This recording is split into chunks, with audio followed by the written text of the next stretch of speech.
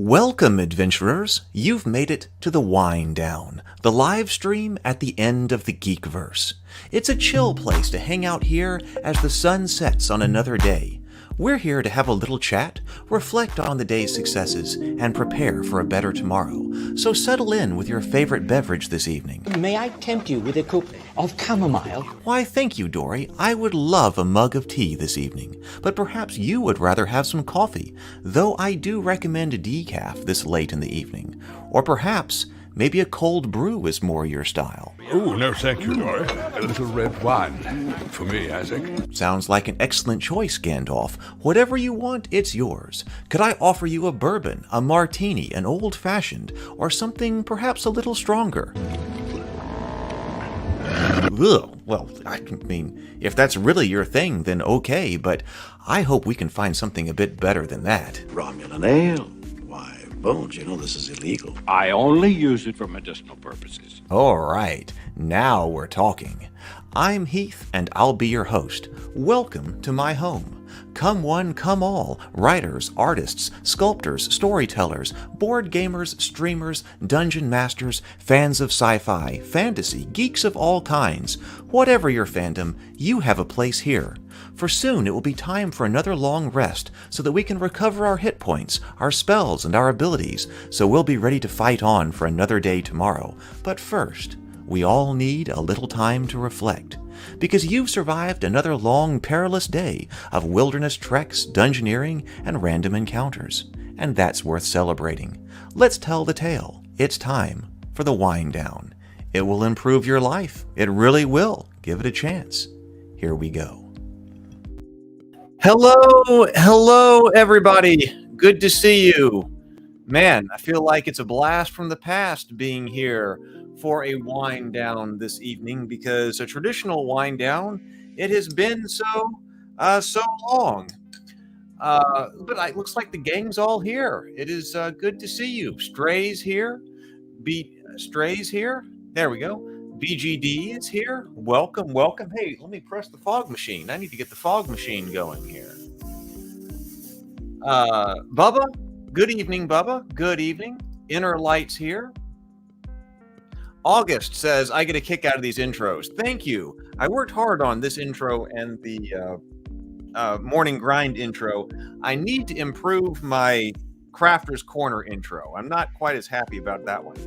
And I don't have an intro for the plugged in yet, or Table Talk. I need to do Table Talk very soon. I don't have a dedicated intro for either one of those. And that's on the list of big rocks I've got to move.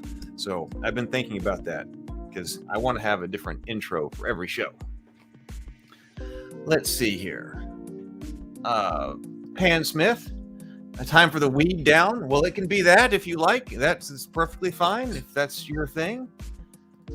General Nut says most realistic fantasy equals HarnMaster, most realistic fantasy Harn world. Well, I'm going to ask you why you say that. General Nut, exactly what makes that the most realistic? Because you know that Riddle of Steel says that it's the most realistic RPG combat system ever in any RPG that has ever been made. That was its marketing point. So we were taking a look at that on the morning grind. But I happen to have HarnMaster sitting right here because that's what everybody says. HarnMaster also has a lot of followers in that regard. So you can tell me what we need to look at in here so we can talk about what makes a fantasy RPG realistic. And if it's HarnMaster, maybe we can look at why and get into it. Because I did do a video, but that was before I did live streaming. I did a HarnMaster video, but that was before I was live streaming. So we haven't looked at that on live stream yet. Who else is here? David May is here. Howdy. It has been a while. What's up? All right. So everybody I was just brewing some tea here. And I believe that it is time to take the tea bag out. So this is perfect timing here. Tea bag out of here. All right. I've got my tea. Let's do a couple of breaths and sip. Everybody got theirs? I've got a fish do not drink tea mug this evening. So let's do 2 deep breaths, complete exhales, and then we'll take a sip of our favorite drink here. So here we go.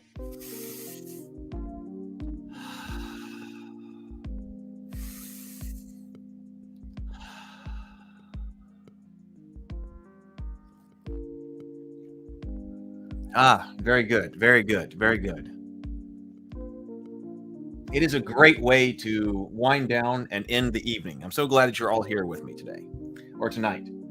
All right, so, we've kind of moved to doing the wind down, I'm thinking, on Wednesday nights. Trey had been talking about, we used to check in every night with the wind down, but I'm trying to do more different kinds of shows. And speaking of which, I've got to figure out what our show is going to be for this Friday. I'm not even sure yet because I'm not ready to do my dinner and board game. I'm not going to be ready for dinner and board game, I don't think.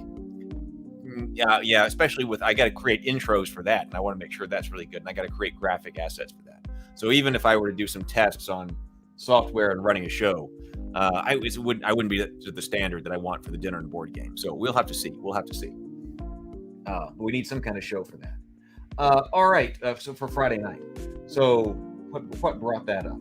Oh, was that Trey was saying that we need to make sure we're holding each other accountable for all of our goals that we are progressing toward. That's an important part of the wind down. And maybe it's not necessary to check in by video every night, but we can put stuff in the productivity section of the Raven Keep Discord.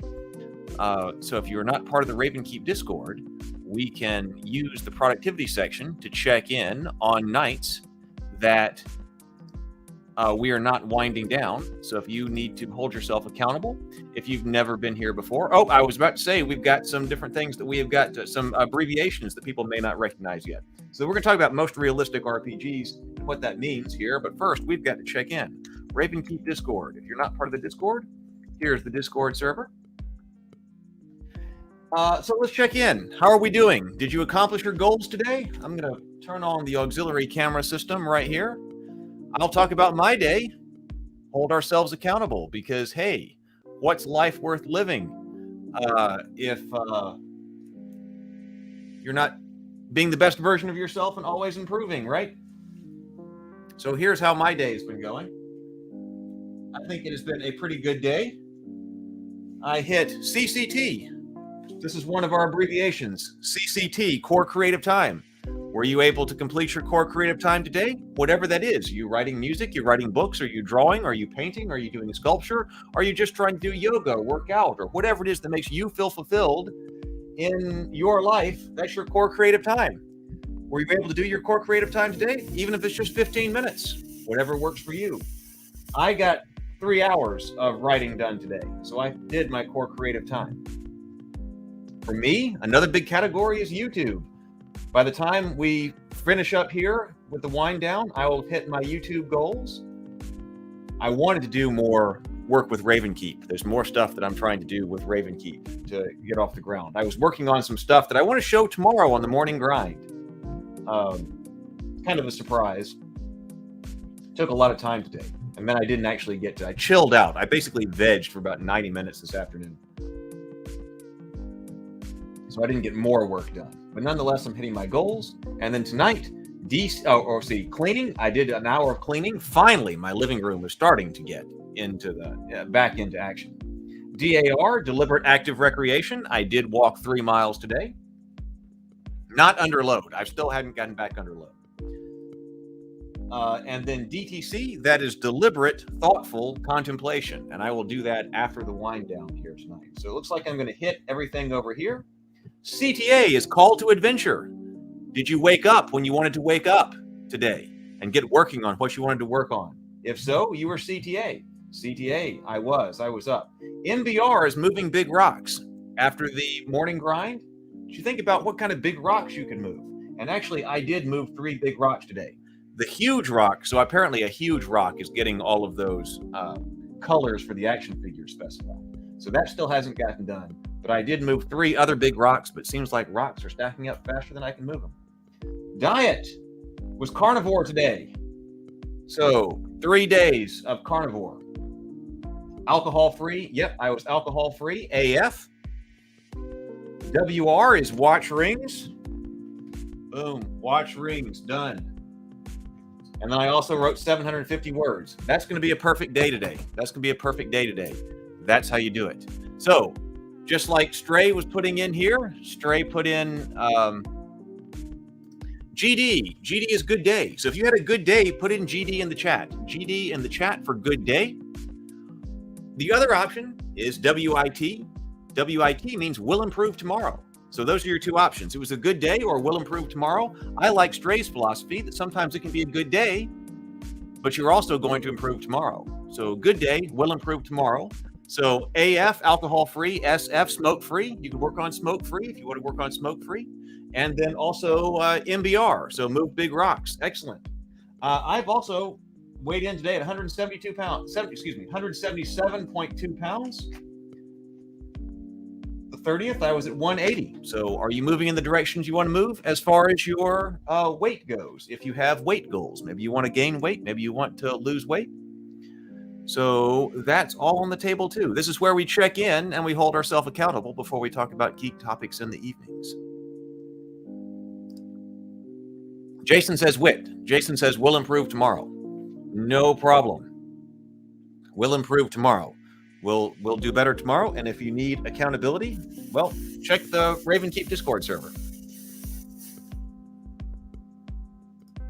Daz Linkett says, being creative in between work emails, a challenge, but managed to get some things done. Well, that's great. That is great. You've got to use the time that you can. So that is fantastic. That's fantastic.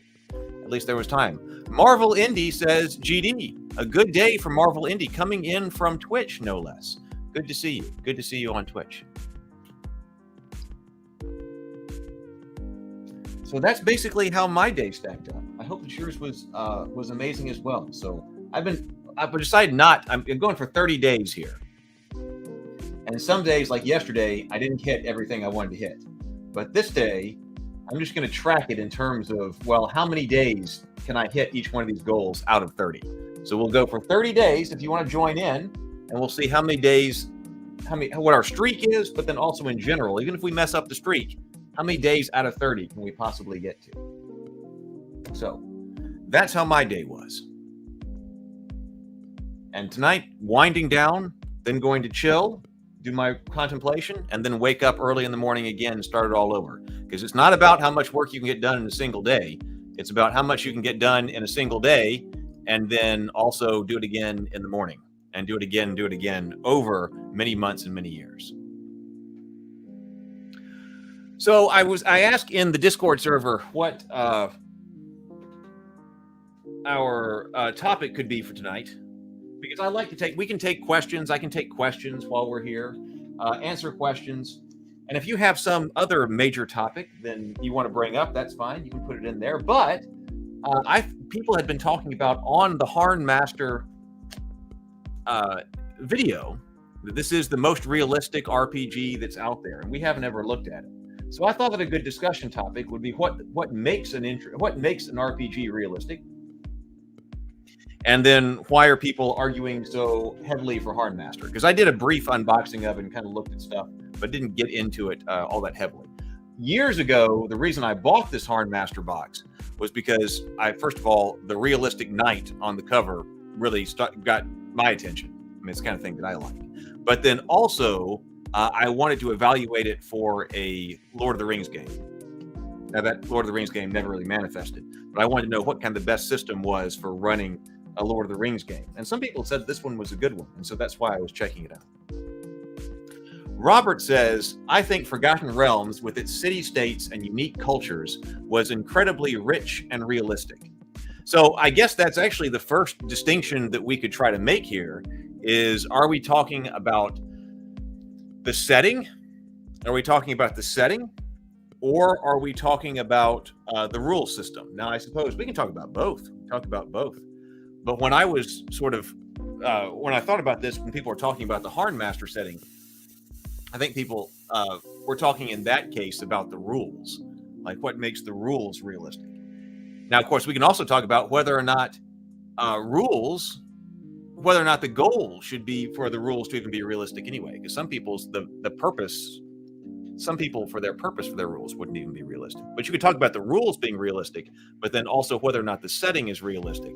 So Robert's talking about Forgotten Realms being realistic, and then if we were to talk about the setting being realistic, man, there is another fork that you could go down, because of course, if you're talking about realistic settings, well, then how can you get more realistic than one that is just the real world, right? And what is it? So if you're going to have a fantasy setting, what does it mean for that fantasy setting to be realistic anyway? Are we talking about internal consistency? Or are we talking about like verisimilitude? Or, can you have a realistic setting that has things like the Warforged from Midgard in it? That's an interesting topic. We can chase that down. What do you think about that? Put your thoughts down in the chat. We'll talk about that. See, I think Inner Light brings up that Harn World is pretty complex too. And I think that's what I've heard. That not only, I think when most people are talking about realistic RPG in Harn World, actually, I suppose that I'm going to need the auxiliary camera system again here in a moment. But I think when most people are talking about this, at least in the comments that I've been reading, they're talking about the combat system. Although I also understand that the Harn World, which I know less about, and I don't even know all that much about HarnMaster, is also regarded as a very realistic setting. Now, and also sometimes people use being detailed in terms of a realistic setting. That is detail have something to do with being a realistic setting? Because I believe this is a lot of detail here. General Nut says, combat should always be dangerous and risky, not just the end. Wealth has a purpose. So what do we think about that? So this has to do with what makes an RPG combat, or an RPG. Did I specify here? Most realistic fantasy. I did say in the comments, the title, most realistic fantasy RPG. But we can talk about whatever. Sci-fi RPG, modern day RPG, we can generalize. So combat should always be dangerous and risky, not just the end. I think it has something to do with the combat system as well. Not that everything has to be around combat, but you can definitely get a feel for what type of, whether this is a realistic kind of system if you're talking about the rules, or an unrealistic kind of system based on the approach to combat. Oh, Pilgrim Media, a $2 super chat. Thank you very much. Thank you very much for being here. Pilgrim Media says, Heath, have you read any of the ancient grimoires? Some, and there are still some on the reading list that I've got to get to. In fact, I was actually looking at that the other day because there's some in my Amazon shopping cart that I had to order that I want to read specifically for Theophany. I had done some research on that for Theophany, and then I did some more research on that, but not a lot, but some, when I was writing Journey to the Tree of Sorrows, because I wanted to connect some Cthulhu horror, the Cthulhu horror of Journey to the Tree of Sorrows, with some real world spell books and things like that, and I wanted to connect those. So I did a little bit more research there, but I didn't really get back into reading the ones that were on the Theophany list. So I do want to get back to that for ideas. But in general, I found they are not, how do I want to say this? In general, I have found they were not as useful for world building as I would have liked for them to be. Because I would like for things to have, if I'm going to be referencing them, or I'd like to draw inspiration for Theophany from like the Sefer Raziel or something like that, which is one of the ones I was looking at. But I found, if anybody's gone back and taken a look and tried to read, and you probably have, Pilgrim, but in my opinion, when I was reading them, I thought that old actual spell books, and different accounts of magic, are extremely different from what you would think they are. We have a conceptualization of, oh man, this is an ancient spell book from the time of Solomon. This is supposed to be, Solomon's magic or something like that, which sounds really neat and would go well with Theophany. But it's so different. See, from the actual text of the spell book, if you can even decipher it, and I'm talking about even after a translation, because I'm not talking about trying to read like ancient Mesopotamian directly or anything like that. But even after it's been translated, and you go, oh, like here is a, or Egyptian Book of the Dead or something like that. Our perception of what an ancient spell book is much different from what it actually is, I found. And so I found, like, we've got all kinds of history in the modern world, modern history about what fantasy spell books are supposed to be, what kinds of things will be written in them, how they sound, that sort of thing. But when you're actually reading something that is like a early medieval text that was reported to be something written, from the magic of Solomon, it's not what you think of as that text. So I found, and I don't know your purpose of asking this question, but I kind of found, after personally reading the ones that I have, and like I said, I've got to read some more, but that the trick seems to be, when trying to integrate something like that into a fantasy story, is you are not trying to make something that actually sounds old. Because if you make it something that actually sounds old or historic or ancient, it sounds so weird that I don't think a modern audience would really accept it. They wouldn't go, oh, cool. They'd go like, what? That's what's in the spell book? Because it's weird stuff. So the trick becomes, you've got to make something that a modern person thinks would be in an ancient spell book. And that's part of the world building. So it's got to sound ancient, but not actually be something that's inspired by something that's ancient. It can be inspired by it, but you're not trying to replicate something that's ancient. You're trying to actually convince a modern audience that this is something ancient because of what they think it would be. So I have a little bit, I need to read more, but it is of somewhat limited utility to me, I found. Unfortunately, because I really wanted them to be cooler, I thought, than some of them were. But I've got more to read. Oh, Dazzling says, oversleeping is not an option. I have a large, demanding dog. I don't have that. I don't have the pet situation, so I don't have that. Jappard says, have you thought about including GM guidelines for new GMs in my systems?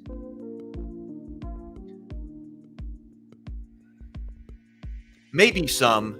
I hadn't really thought about that in great detail. I've been more thinking about the world building and things that go along with worlds. And then also, if there are rules, like why this rule is the way it is, or the way that a game master should adjudicate it. I'm not really sure if I would write stuff that was just, I'm not sure if I would write stuff that is just like how to be a good GM, because there's a lot of stuff like that out there. There's a lot of stuff that's out there. We have 33 people watching, by the way. And I think that's probably a record for the wind down that is our traditional kind of wind down discussion here that we're now having on Wednesday nights, and trying to make this our standard wind down night. We actually had other discussion, like Ryan Dancy, on the wind down, but I'm going to move that to the Table Talk show, which is also on this channel. But Table Talk should be the one-on-one show. But that was the emergency situation when we were doing the OGL situation. But also, if you are here though, and you're watching and you're enjoying it, and you're enjoying what's on this channel, please do hit the like button, and please do subscribe. I was looking at the stats today, and only 9.3% of everybody who watches is subscribed, which is very low for a YouTube channel. It would be great if that were higher. So if you're watching and you're enjoying what's on the channel, and you're not subscribed, please do hit the subscribe button. General Nut says, GD, AF, MBR, good day, alcohol-free, and move big rocks. Congratulations. This is to you then. Robert says, been moving rocks for about 18 months. I guess I'll quit smoking and be more creative when the e-commerce arc I'm building is ready. E-commerce arc? Wow, that sounds pretty cool. Yeah, well, hang with us, and you can help us if this channel or the Discord server helps you stay on track and be creative and productive, then that would be fantastic. Love to have you hang with us.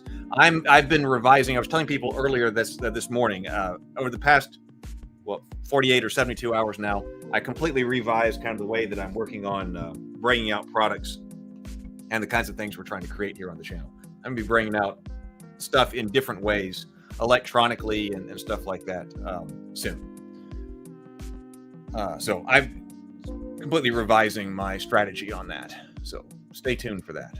David May, good day, but just woke up. Well, hey, that's all right. At least it's starting well.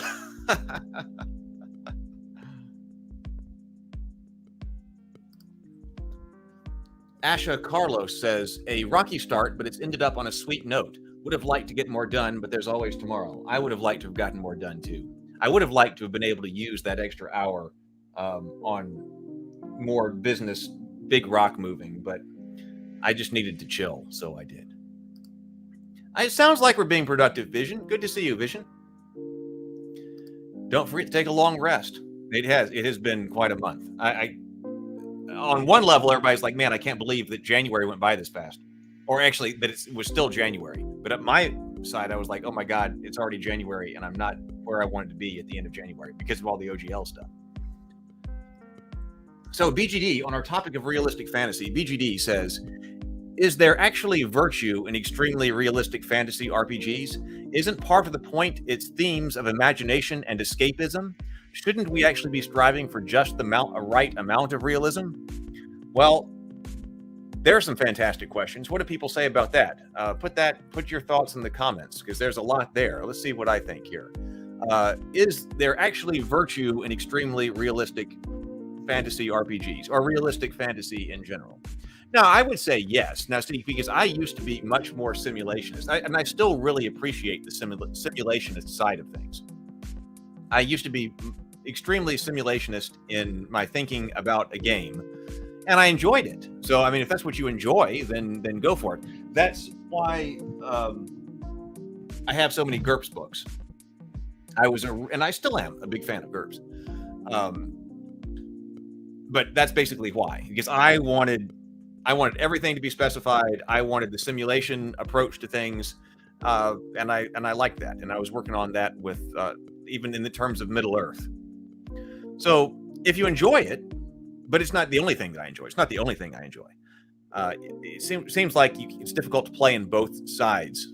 To me, so it's hard to integrate both a narrative story well, no, you can do story in a simulationist game, but let's say a narrative-driven RPG. That's different from story. But we'll say a narrative-driven RPG and a simulationist one. I haven't found integrating those into a single game yet. Maybe somebody else has one that does that really well, but it seems like I'm thinking in one mode of thought or another, and I'm kind of thinking more narrative-driven now. Isn't part of the point its themes of imagination and escapism?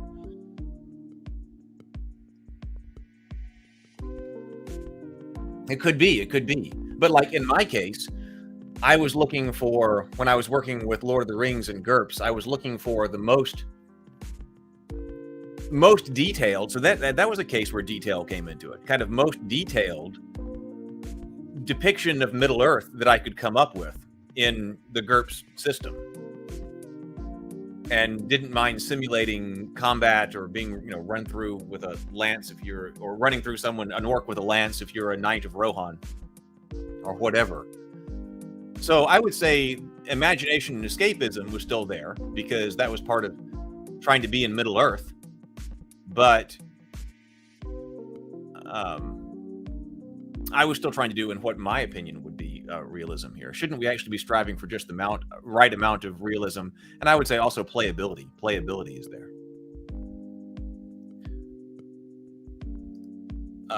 Playability is important to me too, because I'm also thinking in terms of more gamist kinds of things. Because to me, it is a game.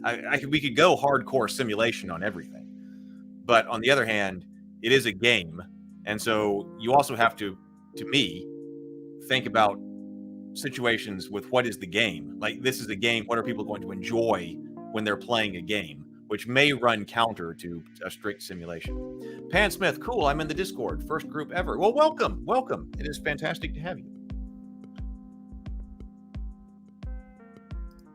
Yeah, that's exactly what I was just saying. So, Inner Light, thinking on the same way here.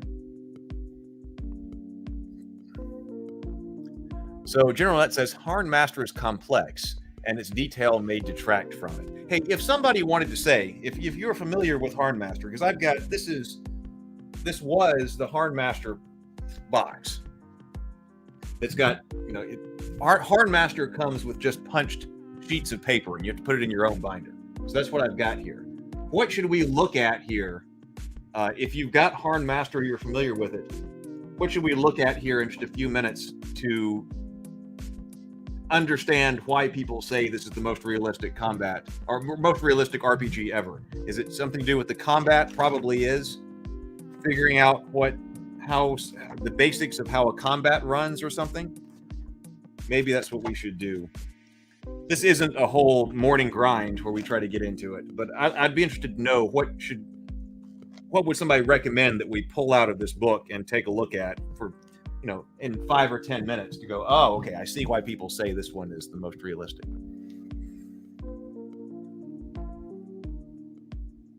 I think so too. I think so. I mean, it's a valid question to me. BGD says, I think the question remains valid, if only to understand A, what aspects of realism we prioritize in capturing, and B, to what ends.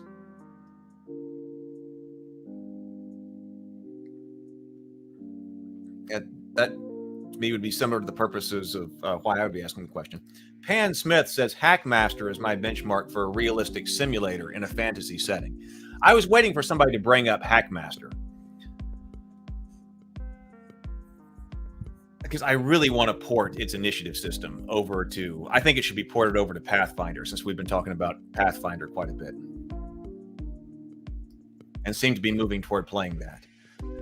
I don't know any, the only HarnMaster that I played was specifically a dungeon crawl where we were just like thrown right into combat. So I don't know all of the rest of it. And to me, it seems like the rules need updating. It's intentionally kind of old school, I believe. But I do love its initiative and combat system. Robert says, complex political interactions that understand individual and national motivations and interactions for a realistic world setting. Complex political interaction. Yeah, make it complex. I like the complex political interaction because that's been one of my philosophies, especially after reading George R.R. Martin. I guess it was like, make it complex. Make it complex.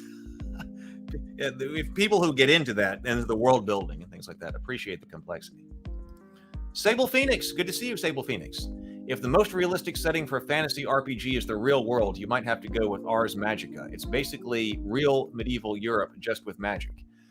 We've got to look at Ars Magica. I don't know anything about it, so that's interesting. So we do have to look at that one on the morning grind. That one's on the list. That one comes up quite a bit.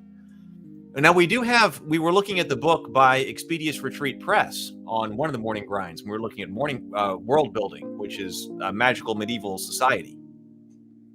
I tried to get in that. General Nut says, has to follow logic, be believable, immersive. Logical, that's consistency, logic.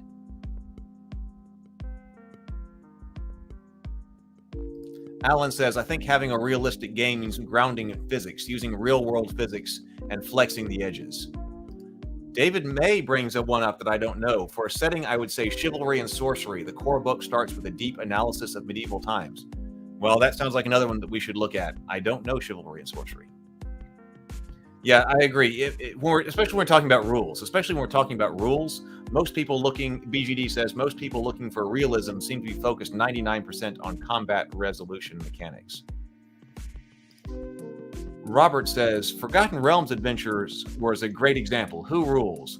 Then who really rules? Just that right there captures so much about human nature.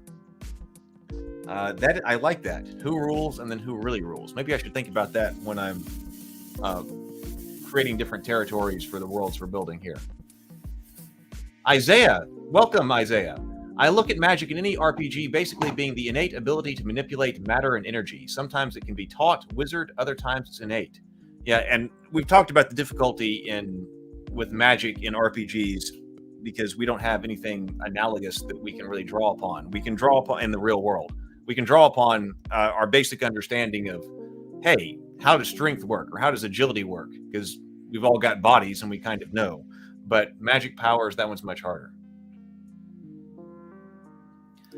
Alan says the Esoterica channel does a great job explaining old magic. As someone who reads Greek, Latin, and Hebrew, a lot is lost in translation. Oh, now is this a YouTube channel? Esoterica channel? Let me make note of that. The Esoterica channel. That sounds like one that I need to look at. That is a YouTube channel. Yeah, it's a complete. This is talking about magic, I believe. A completely different mode of thinking. Yep. 3 books of occult philosophy by Heinrich Cornelius Agrippa. That one I have not read. I do not know that one. And Pilgrim Media, another $2. Thank you very much for the super chat. Nag Hammadi Library of Gnostic Gospels. No, I have not. That's not one that I know.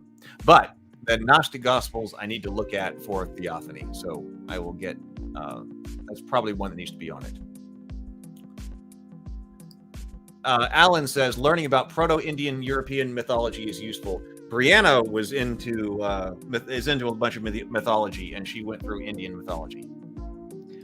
The Malus Maleficarum. Now, that's a good one. The Hammer of Witches, a book used by the Inquisition to hunt down witches and heretics who are merely what we think of medieval scientists. I need to go back to that one, but I did reference the Malus Maleficarum a lot, or a fair amount, for some of the Journey to the Tree of Sorrow stuff. I only bring these up for utility and reference. Well, that's why I would be looking at them, so that sounds great. And scientists, the so-called witches and druids, merely educated people who used alternative or holistic methods to help heal people. Marvel India from Twitch says, realism is less fun, rife with unfairness, lack of balance, random events. Want something that feels real, but is more fair. Oh, now we have the idea of the feeling of real.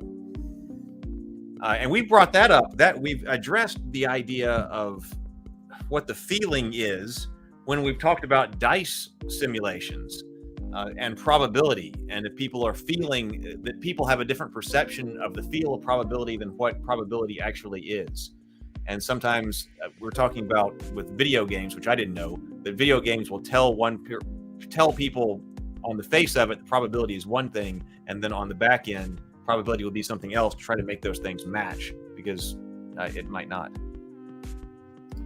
Jason says, honestly, Anton LaVey's Satanic Bible includes a few spells that are great examples of what a modern person would expect magic spells to be. That one I probably also need to look at again as well. I wasn't all that impressed, but you're right.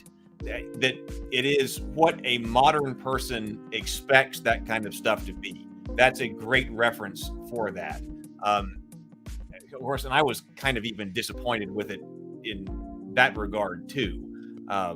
What I remembered, I didn't think showed a tremendous amount of creativity. But yes, but that's the idea of what's the difference between what you perceive and what it would be.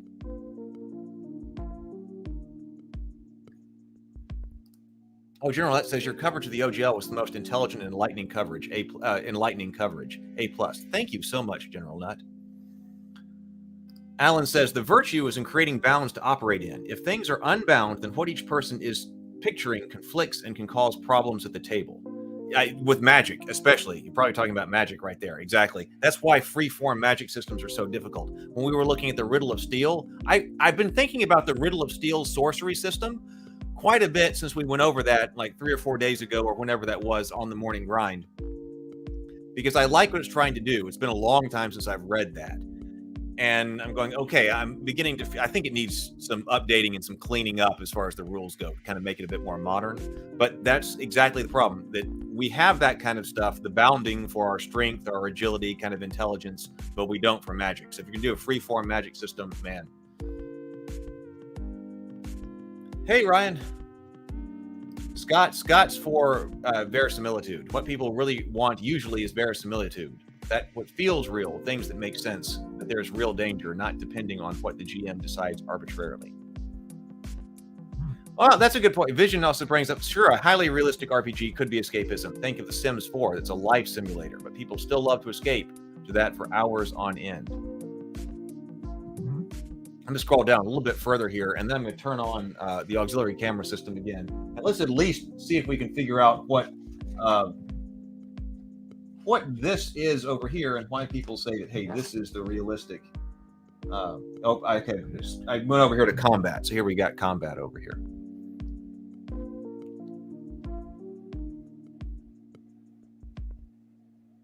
Scott, now, and here's another point about rules and game masters. A good GM making good rulings on the difficulty of actions. You can be as realistic as you want without the need for complex rules.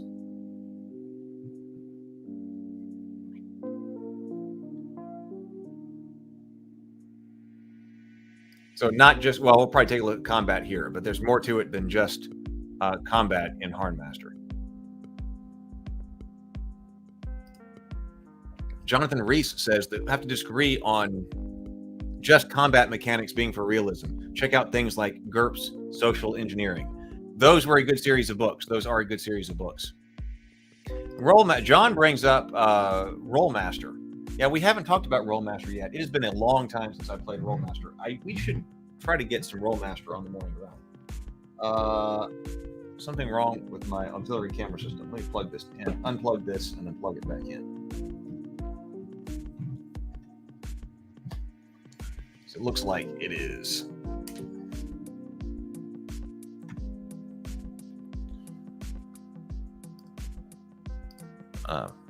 Went blurry. Look.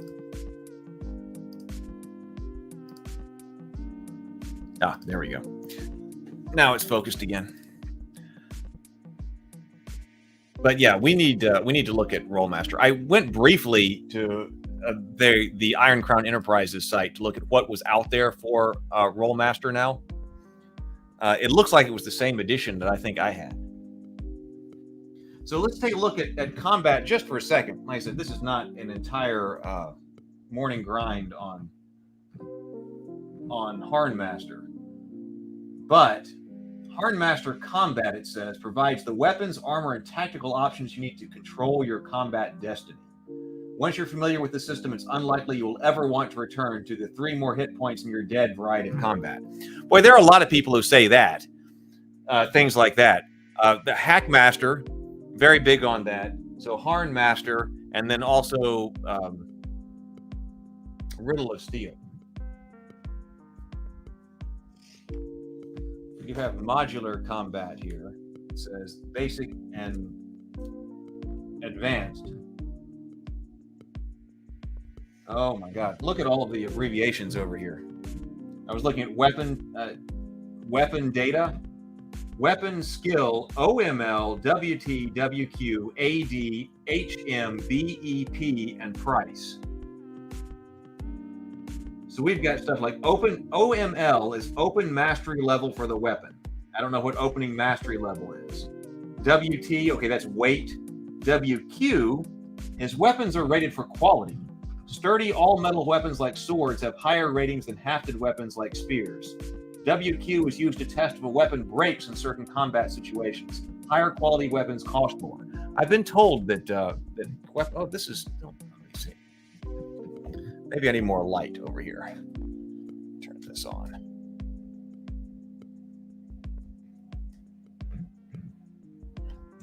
That weapons often break in HarnMaster. AD, weapons give bonuses to combat skills based on their effectiveness to attack or defend. Oh, we've talked about that on the channel before as well. That combat bonuses to attack and defend would help us distinguish weapons from one another in ways other than just damage. And I kind of thought that was underused. So here, actually, HarnMaster does that. The first weapon is the weapon attack class, and the second number is the weapon defense class. HM is hand mode penalties. All weapons except bows and blowguns can be used one-handed. There's no bonus for two-handed use, but some weapons are penalized when used one-handed. Unless a character is ambidextrous, all weapons, except shields, used in the secondary hand, the left for most, also have a hand mode special penalty of 10. BEP is the impact damage of weapon when it strikes. Weapons may have impact ratings of 2 or 3 aspects: blunt, edge, and point. A rating of 0 means it does not have that aspect. And then price.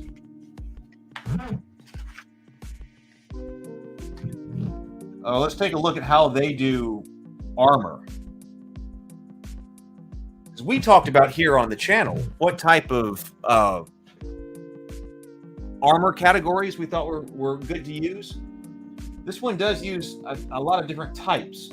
Cloth, quilt, leather, curabule, which is our boiled leather, ring, mail, scale, and plate. That's quite a bit of different types. And then a bunch of different items within each one of those.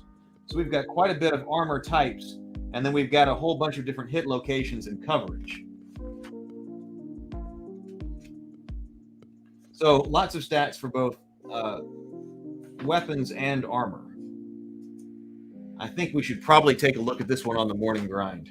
Yeah, I didn't do it justice when I just did the unboxing. I kind of did an unboxing and a first look, but it seems like people say that there's a lot of, it seems like this game has its fans. So we should probably look at it for both the morning grind and a world building day to look at what the realistic part of the world building is that everybody likes.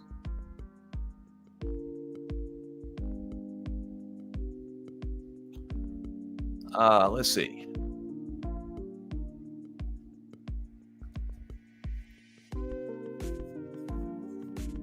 Oh, did I get it wrong? I probably did. Alan, thank you for the correction. LOL. Indian mythology and Proto-Indo-European mythology are not the same. Proto-Indo-European mythology. European is the basis for global mythology. Thank you for the correction.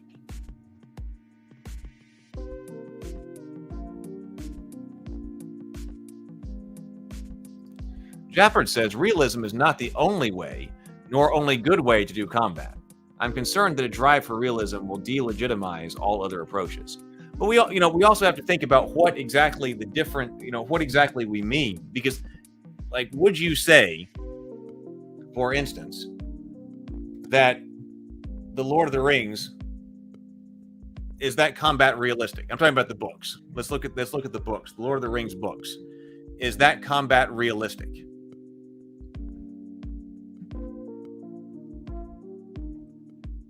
Because the way you answer that question is going to tell you a lot about your approach to, well, if you're trying to do the Lord of the Rings in a RPG, different people are going to focus on different things about those books, right?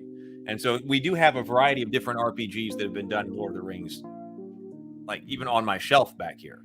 So we've got different, and they do different things. Some of them, certainly different people, myself included, will think are better or worse representations of capturing the feel of Middle-earth.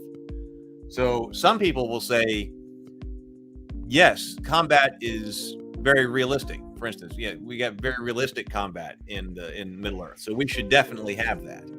Other people, I think, could read that and go, no, you have very, let's not use the word cinematic because it's a novel, but narrative-driven combat. We don't need realistic combat. What do you think about that? Which way would you go? I'm going to scroll down a little bit more here. Jonathan Reese says, lots of good systems for distinguishing weapons. GURPS damage types really make a difference. Yes, I do like GURPS damage types. Now, it adds more complexity to it, but I do like that. RollMaster produces very different results, different charts. Yeah. And if you gave me the choice between GURPS damage types or RollMaster charts, I would definitely take the GURPS damage types, personally.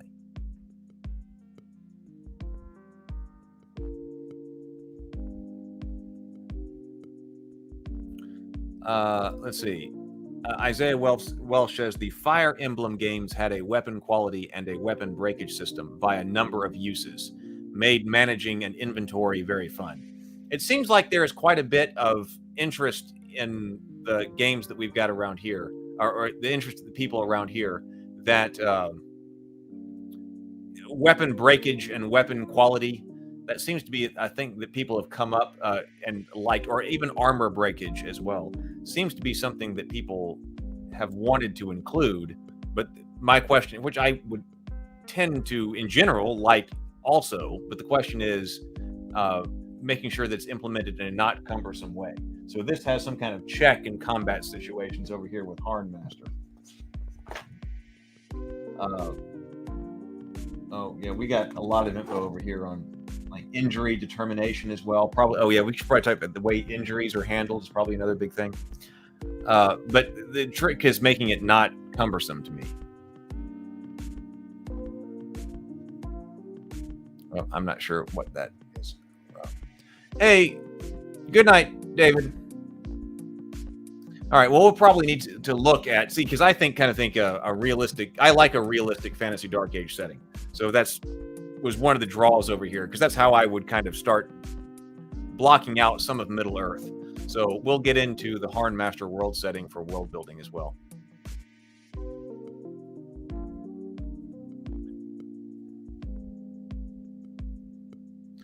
HarnMaster had a split like D&D where the company version is different than the creator. HarnMaster Gold is what people are referring to saying Harn.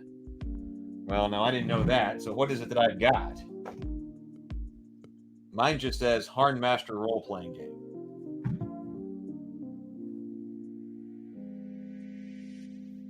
I don't see HarnMaster Gold in this. So HarnMaster Gold is what people are referring to saying Harn.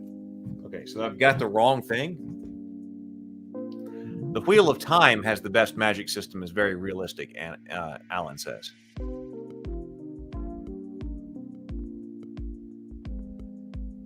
So Scott, I believe this is referring to the Lord of the Rings.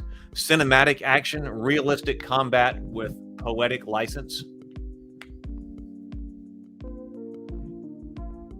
I mean, you're not dealing with hit points in Middle Earth, right? Like it seems like if I were trying to play Middle Earth, and I said, how are we going to handle combat?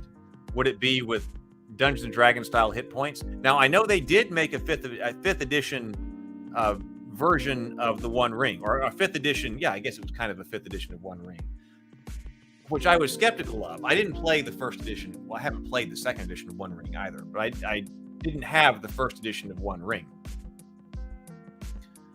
And then I saw they were coming out with the fifth edition version, and I did read a fair bit of the fifth edition books. And I think I must have read the fifth edition books when we were looking at using fifth edition for the Cthulhu Mythos Journey to Tree of Sorrow stories. And I was like, now wait a minute. My initial opinion of it when I saw those books was that I'm pretty skeptical about doing I'm pretty skeptical about doing Middle Earth and Lord of the Rings using the fifth edition rule set. But on the other hand, they had entirely new classes. And it's been a long time since I read it, but I remember they built out entirely new classes for it that I think were based on the One Ring classes. And that by the time I was done reading those books, I thought that it had done a better job than I was initially giving it credit for. Now, I never played it, and I think I would play the One Ring RPG itself now. But which might mean that, maybe you could use something like hit points and still come up with a Lord of the Rings or Middle Earth feel. But that wouldn't be my go-to. After reading those books, I'd be like, well, no, this isn't hit point based combat. General Nut says, I think there's good realism and good in the narrative. I have yet to find a good balance. Yeah, I think there's good in realism. This is probably about the game balance. There's good in both. And that's kind of what I was saying, that it seems like what direction you're going in, it's difficult to balance them. It feels like, what type of game are we playing? This type of game or that type of game? I enjoy them both, but it's difficult to get the right balance inside a single system. Stray says, armor shredding in Shadowrun is a good armor system with wear and tear. Shadowrun is another one we've got to look at. I don't know anything about Shadowrun. Access Journalite says, do you look at the maps yet? The maps for HarnMaster? I may not. There may not have been many maps in what I had. So I really don't see any. Well, no, there's one. Yeah, but that's not a good map. And there aren't very many maps in what I had for HarnMaster. So don't know. So this looks like the 3rd edition, the company version of HarnMaster. Well, I wonder where you get HarnMaster Gold then.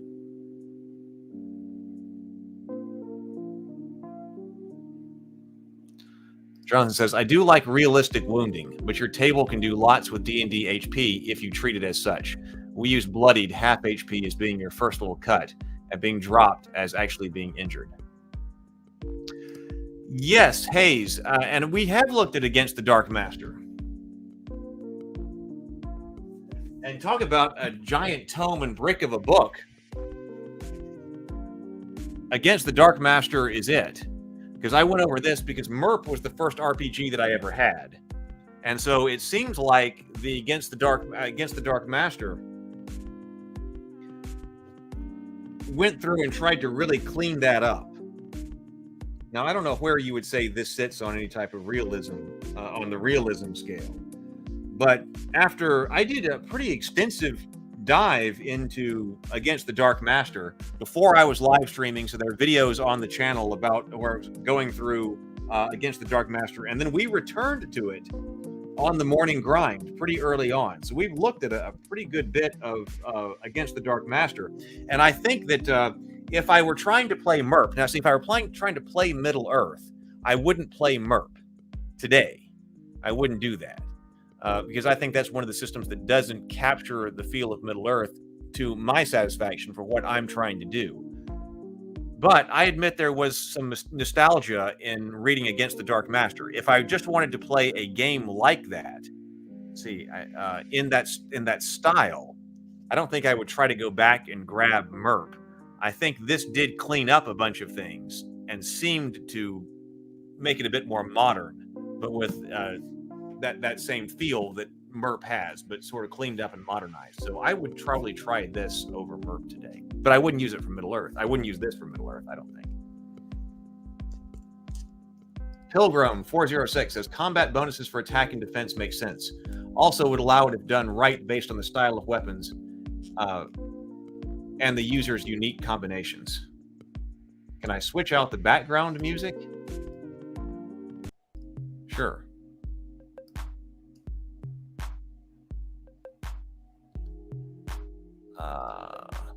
How about that?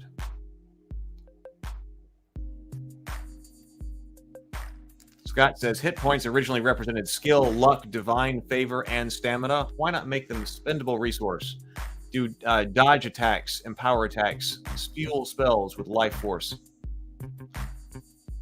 Well, some do. That's I think some do, especially when you're talking about fueling spells with life force. There was a whole discussion on that, I remember, but I think that may have been 3rd edition, because it seemed like there were like, hey, I know, let's do like a blood mage or something that uses your hit points to fuel magic spells.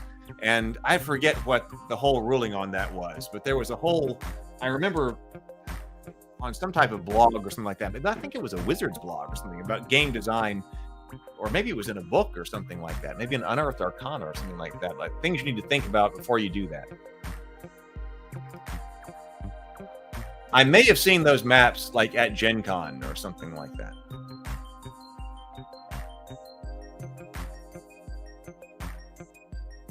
I played D20 Modern. It's been a long time ago. But yeah, they had a hit point damage system, but on a critical hit, the attacker's total damage is compared to the target's constitution score. If equal to or greater, target must make a fortitude save or die. And that was also a similar system to the Star Wars system at the time. That's like the wounds, the hit points, but also the wounds distinction, which can work in the right circumstances. It worked I think there are advantages and disadvantages to that too. I've seen the write-ups on the disadvantage. But like critical hits going right through to wounds and things like that. Star Wars was like that. I played that, and I played D20 Modern as well.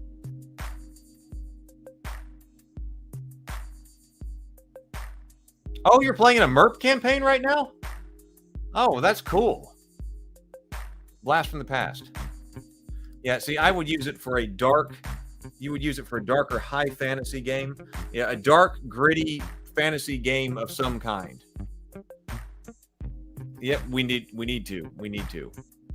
Blood Shield. That's what Inner Light's working on. All right. Well, tomorrow morning, we're going to be taking a look at the cyborg system, and it's sitting over here, which is, I assume, something like science fiction for Mork Borg. So I've got that book sitting over there. So we're going to be looking at that tomorrow, and I've got a little bit of a surprise and something to bring out, because tomorrow will be the 90th episode of Morning Grind. That means that I have been doing the Morning Grind almost every day for 3 months. I missed like 3 or 4 mornings maybe during the Christmas break, and I was also doing some traveling and things like that around that time. But tomorrow is 90 episodes. That's going to be a major milestone in the Morning Grind and live streaming as well. So we're going to be doing that. Some other stuff coming in. So that's what we're going to be doing tomorrow. Yep, something else to show. But then also, if you are new here to the Wind Down, we always end the Wind Down with Goodnight Sword. And Goodnight Sword is the book that I wrote that is obviously a takeoff of Goodnight Moon, and it is written in the world of the Tales of Rabavania, which is one of the worlds that we're creating here on the channel, and that we were creating this morning. Actually, I think it was a fantastic morning grind this morning. We were working on the Tales of Rabavania. So we wrote the book. I wrote the book. I had it illustrated by Adam Botsford, and then Brianna really stepped up to the plate and animated it. And then we got it professionally read and everything like that. Actually, Brianna read it, and then we animated it. So this was our first attempt at animation. So I'm going to leave you with that, and I will see you in the morning. Had a great time with you this evening. Goodnight Sword, written by Good night, E. everybody. H. Robinson, illustrated by Adam M. Botsford, narrated by Brianna De Silva. Part of the Tales of Rabavania.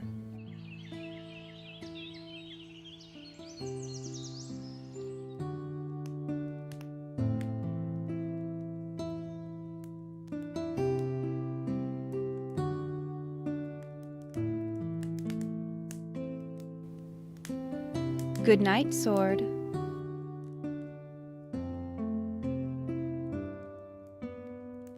Goodnight Gourd,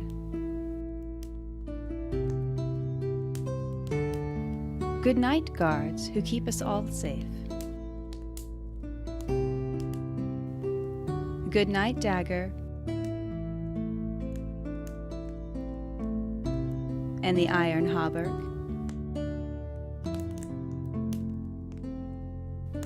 Goodnight Cheese,